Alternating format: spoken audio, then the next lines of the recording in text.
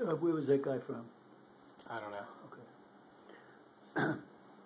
In a year when governors across the country are competing to show who's toughest, no matter what the consequences, Governor Scott Walker of Wisconsin stands out as the first to bring his state capital to a halt.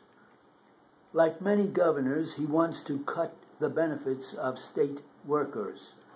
But he also decided a budget crisis was a good time to advance an ideological goal dear to his fellow Republicans, eliminating most collective bargaining rights for public employees.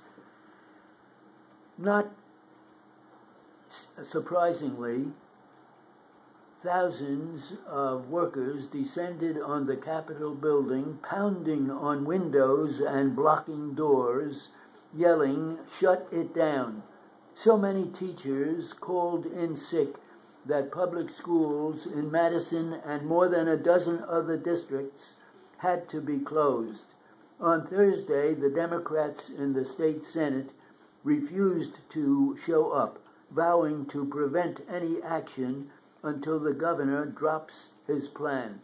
The state police were sent to find them. Mr. Walker has decried the chaos, but it was entirely self-inflicted. His plan to undermine the unions, which would have no direct impact on the budget, would take away nearly all of their rights to negotiate. They would be barred from bargaining about anything except wages, and any pay increases they win would be limited by the Consumer Price Index. Contracts would be limited to a year, and union dues could no longer be deducted from paychecks.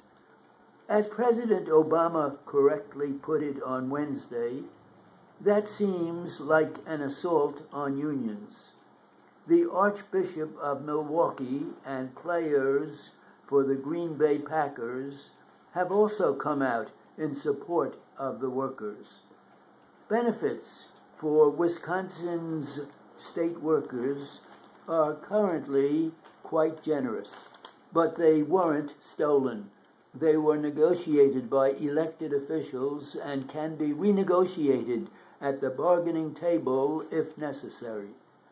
Most pay only 6% of their health care premium costs, and Governor Walker wants to double that.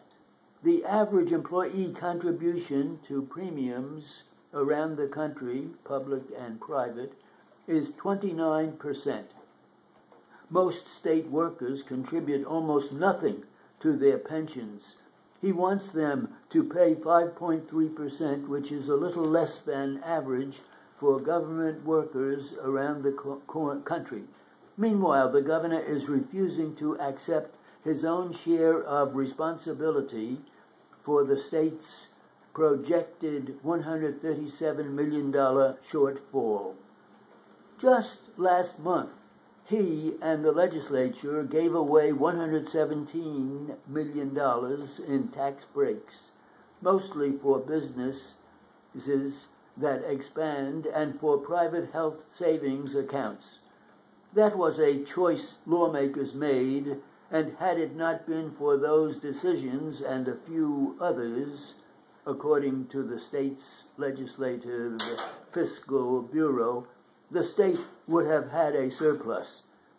Wisconsin is certainly not as bad off as California, Illinois, and several northeastern states that are making tough budgetary decisions without trying to eliminate union rights.